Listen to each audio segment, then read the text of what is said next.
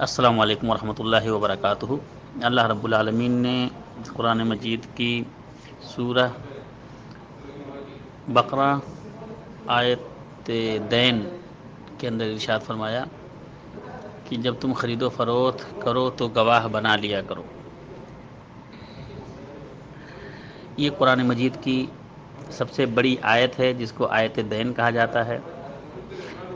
اس میں سب سے پہلے تو قرض کا معاملہ کے بارے میں بتلایا کہ قرض کا جب لین دین کرو تو آپس میں لکھ لیا کرو اور گواہ بنا لیا کرو۔ اگر کوئی گواہ جو ہو اس کو چاہیے کہ وہ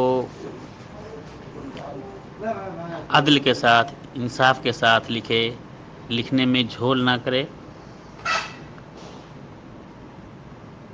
اور اگر کسی پر کسی کا حق ہے تو اس کو بھی چاہیے کہ وہ اس کو بھی لکھ کے رکھے اور گواہ بنا کے رکھے۔ اس کے بعد میں پھر اس کی اللہ رب العالمین نے ارشاد فرمایا کہ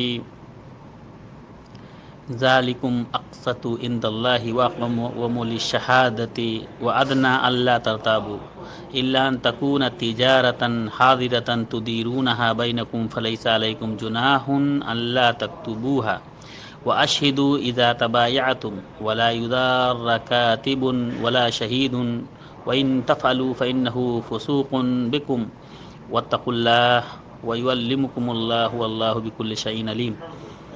اللہ تعالیٰ کے نزدیک یہ بات بہت انصاف والی ہے اور گواہی کو بھی درست رکھنے والی اور شک و شبہ سے بھی زیادہ بچانے والی ہے۔ ہاں، یہ اور بات ہے کہ وہ معاملہ نقد تجارت کا ہو، اگر کیش تجارت کا مسئلہ ہے کی شکل میں ہو جو آپس میں تم لین دین کر